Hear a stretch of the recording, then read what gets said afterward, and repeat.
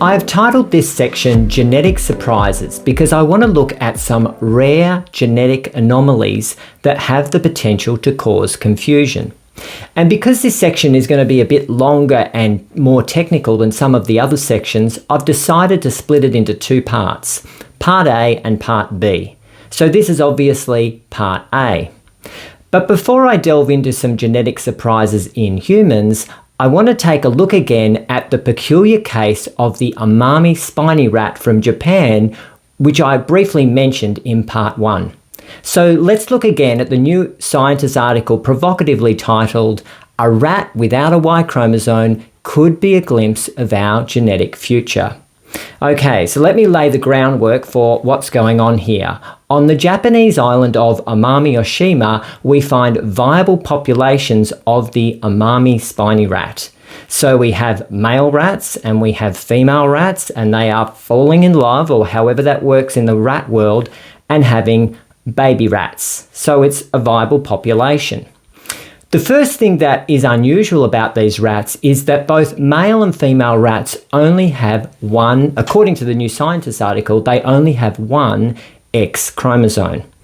Now, in one sense, that's not that weird because, as we already know, most male mammals only have one X chromosome, and even though most female mammals have two X chromosomes, one of them gets shut down via X chromosome inactivation, as we've already learned. So the fact that both males and females only have one X chromosome is not that weird. However, things get a lot weirder when we realize, as the title of the article suggests, that males don't have a Y chromosome. And so this raises the important question, what is triggering male development if male rats don't have a Y chromosome? Now, hopefully by this stage, you've realized that it isn't necessarily the entire Y chromosome that triggers male development, but more specifically the SRY gene that is found on the Y chromosome. So maybe this is prompting some people to think, well, okay, where is the SRY gene? Has it ended up on another chromosome? Well, this is where things get really weird. Because in the case of the Amami Spiny Rat, they don't have an SRY gene, males don't, anywhere in their genome. And so that's why researchers have long been puzzled by these rats. How can there be male rats when there's no SRY gene found anywhere in their genome to initiate male development? Now, there is actually an answer to this question, but as the researchers found, they had to dig a bit deeper and go to an extra level of understanding to make sense of the situation. And so what I'd like to do first of all is draw your attention. Let's look more closely at the SRY gene. Now, as I've mentioned previously, I likened the SRY gene to a giant lever that gets pulled down and sets off male development. Now, when the SRY gene is initiated or expressed, it influences the expression of a whole other cascade of genes on other chromosomes. And one of the most important genes that it activates is something referred to as SOX9, the SOX9 gene. This is how the New Scientist article describes the situation.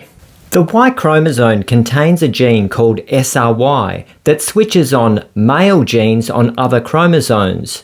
Most importantly, the SOX9 gene that triggers the development of testes.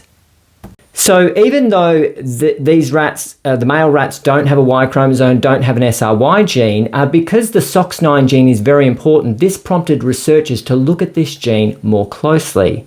And they made a very interesting discovery. What they found is that in one of the copies of SOX9 that male rats had, because remember, chromosomes come in pairs, and genes are found along chromosomes, so that's why genes come in pairs. And this SOX9 gene is actually found on chromosome number 3, but what they found in male rats, one of their copies of SOX9 had a duplicated region adjacent to the gene, which actually dialed up SOX9 expression. Now, what usually happens is when SRY is expressed, that lever is pulled on male development, it turns up SOX9 expression. And that's why I liken the SOX9 gene to like a volume control on an old amplifier or stereo. So when SOX9 is expressed, when SRY is expressed, that lever is pulled, SOX9 is dialed up and male development can proceed. And so what they found in these rats is even though the SRY gene was missing, there was a duplicated region that seemed to enhance SOX9 expression in the male rats. And so this is referring again to what the New Scientist article said. The team did a number of experiments, including adding the duplicated region to mice to show that this duplication boosts the activity of SOX9 and thus effectively replaces SRY. This means that the chromosome 3 with the duplication has become a proto-Y, while the version without the duplication is a proto-X. So you see, this chromosome 3 with a duplicated region that enhances SOX9 expression, it's effectively acting like a substitute Y chromosome because it has the genetic instructions to trigger male development. So to summarize, even though male rats don't have a Y chromosome, they don't have an SRY gene, they have enhanced SOX9 expression, which seems to be sufficient to trigger male development.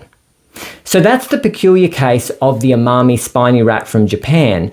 But I think it's a really good teaching example because it shows that to make sense of some genetic surprises, you have to go to a deeper level and a deeper level of understanding to make sense of things. And so on that point, I now want to turn to some genetic surprises in humans. But before doing that, I just want to acknowledge that some of the conditions I'm going to be talking about here are not just something you read about in medical literature, they are real conditions that affect real people. And because some of the conditions I will describe have the potential to cause heartache for the people that experience them, I don't want to sound too flippant or insensitive in the way I discuss them.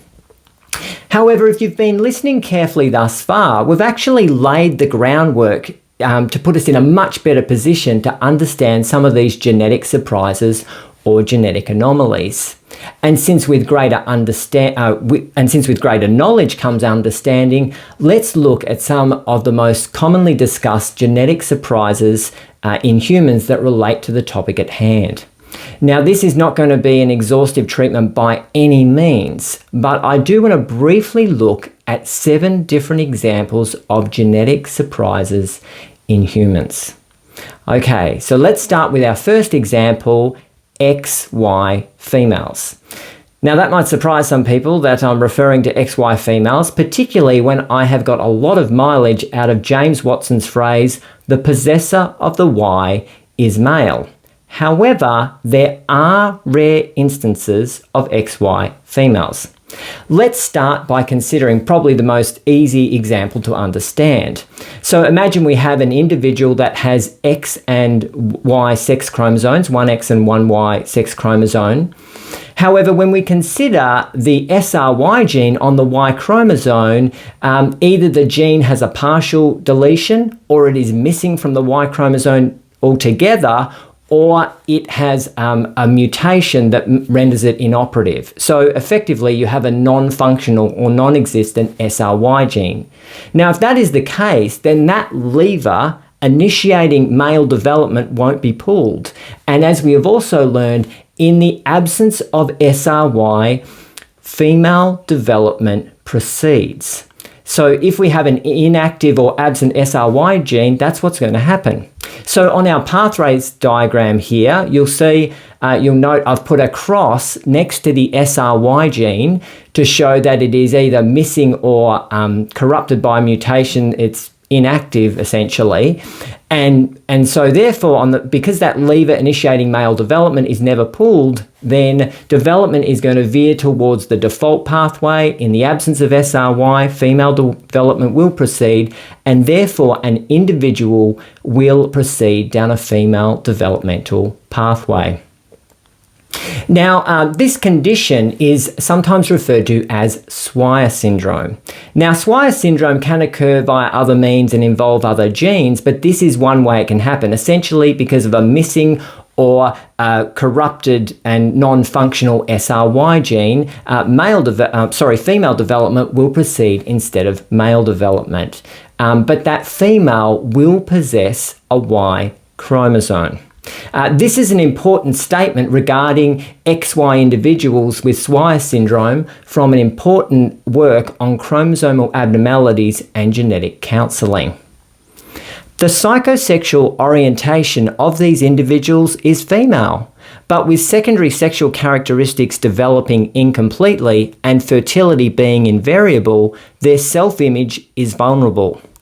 In discussing the condition with parents, the counsellor should note the importance of using language that reinforces their view of themselves as girls and women, and the counsellor should avoid using such terms as genetic male.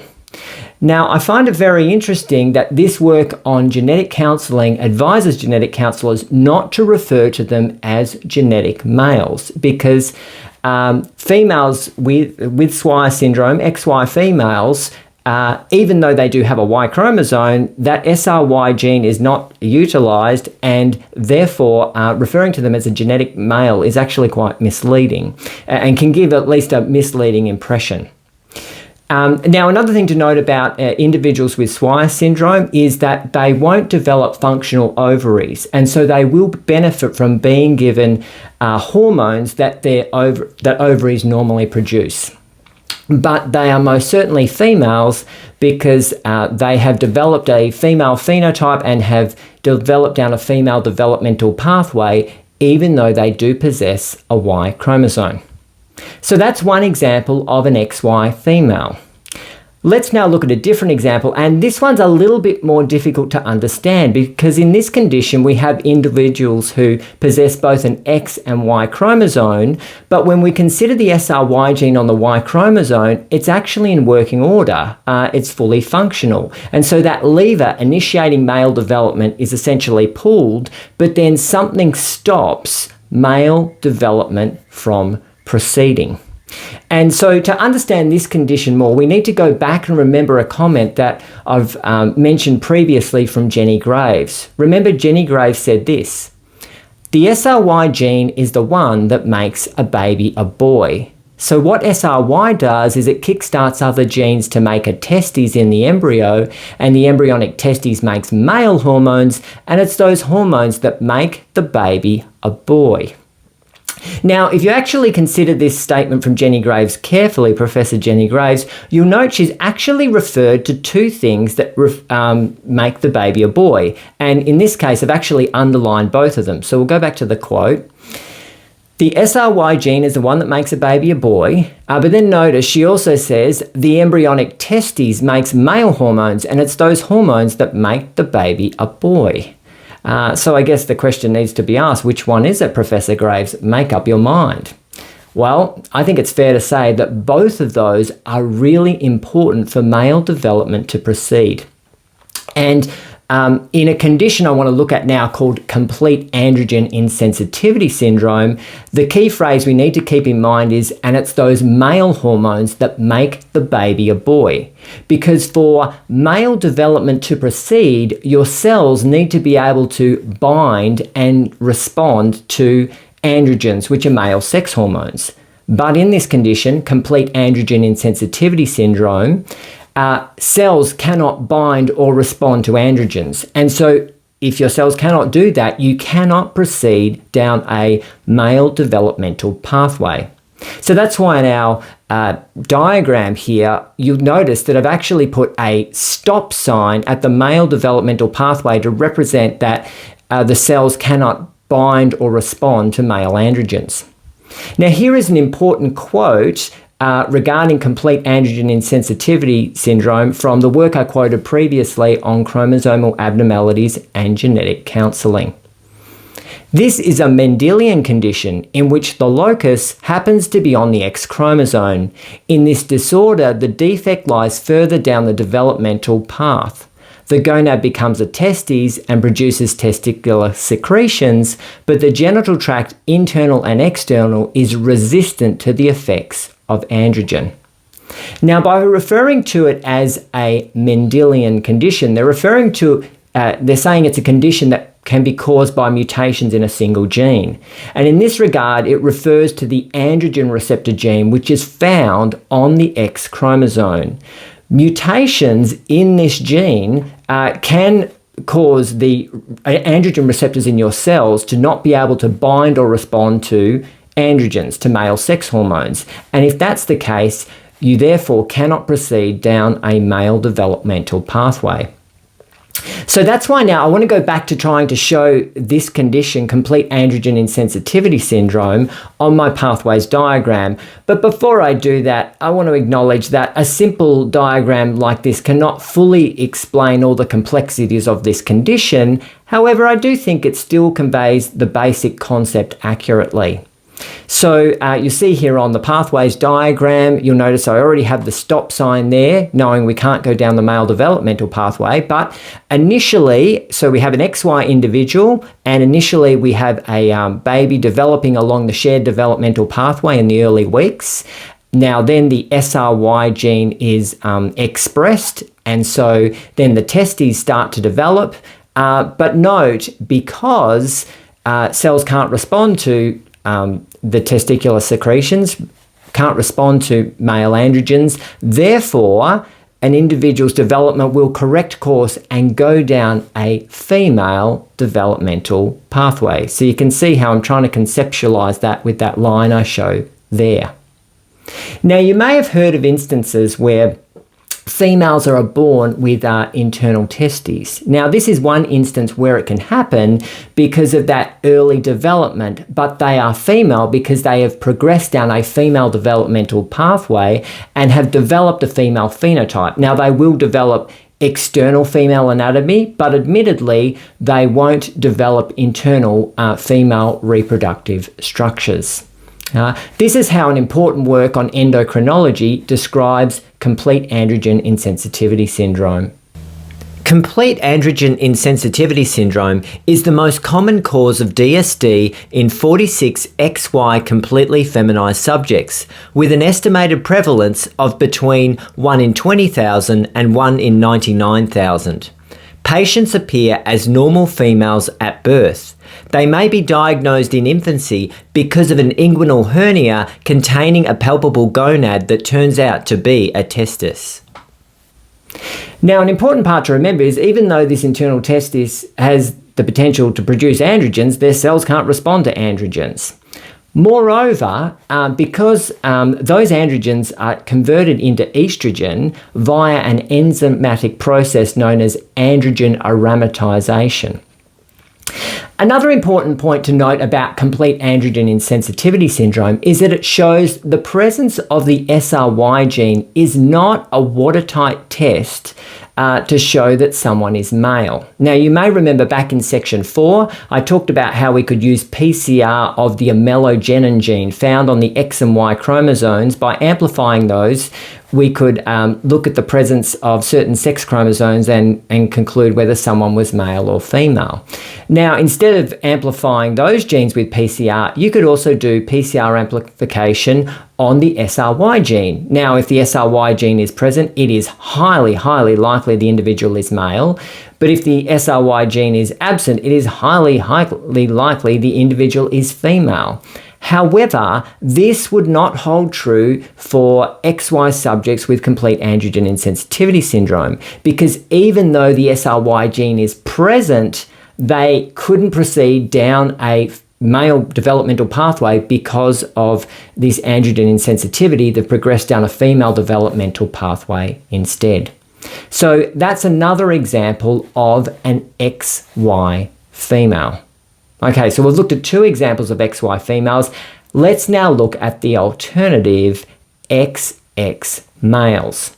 Now, the key point to note here is that you can actually end up with an X chromosome that contains an SRY gene, and therefore male development will be triggered. and proceed. This is somewhat analogous to experiments that were performed in mice. What researchers did was they had mice that had two X chromosomes, so you would be expecting female development to proceed, but they inserted into the embryos the SRY gene, and consequently male development proceeded, and this was very influential in determining the function of the SRY gene. So how do you end up with a SRY gene located on an X chromosome? Well, when sperm and egg are made, chromosome pairs match up and swap genetic material in a process known as genetic recombination. This swapping or switching of DNA enhances the genetic diversity in a population. Now, the thing about the Y chromosome, though, is that it doesn't have a partner chromosome to match up with. However, there is a little bit of recombination that does occur between the X and Y chromosome in what's referred to as the pseudo-autosomal region. Now, the SRY gene lies outside the pseudo-autosomal region. However, in rare instances, an unusual pairing can occur between the X and Y chromosome, and what can happen is a SRY gene can be transferred to an X chromosome. This is how the work I quoted previously on chromosomal abnormalities describes XX males. In approximately 3/4 of cases, the SRY gene is present, typically the consequence of an abnormal exchange between X and Y during meiosis I in gametogenesis in the father, and thus clearly a sporadic event. So notice they refer to this recombination event as a unusual pairing and a sporadic event. But in any case, that's how you can end up with an SRY gene on an X chromosome. So a father passes on an X chromosome. Now, of course, the mother's going to pass on an X as well. And so you'll have an individual who's referred to as an XX SRY plus male. Now, XX SRY plus males are also very rare, and they occur in about 1 in 20,000 to 1 in 30,000 male births. So there we've covered a few commonly discussed examples of genetic surprises in humans, and so what I'm going to do in part A is discuss some more of these.